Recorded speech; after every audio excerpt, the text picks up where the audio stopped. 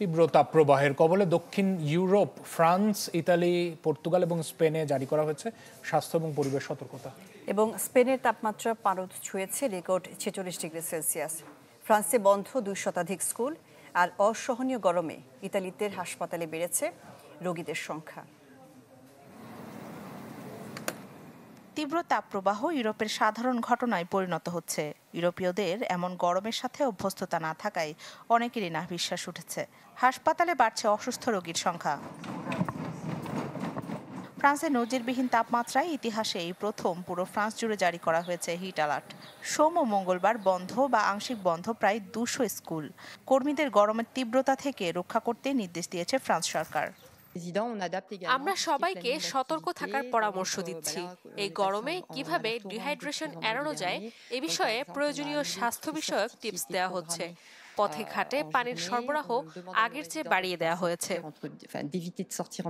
নাজুক অবস্থায় স্পেনের দক্ষিণাঞ্চলেও এল গ্রানাদো শহরে তাপমাত্রা ছেকেছে 46 ডিগ্রিতে, যা চলতি মাসের রেকর্ড করা তাপমাত্রার সর্বোচ্চ।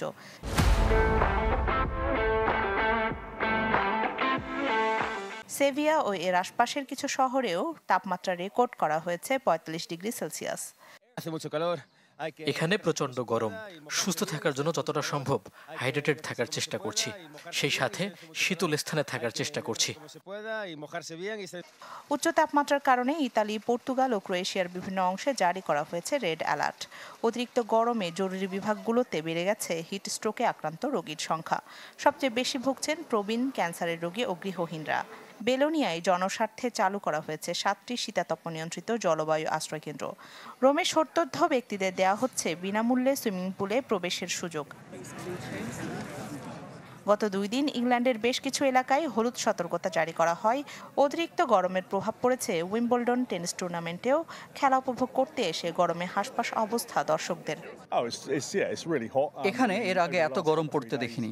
আমি যেরকম তাপমাত্রায় অভ্যস্ত তার চেয়ে প্রায় 20 ডিগ্রি সেলসিয়াস বেশি তাপমাত্রা।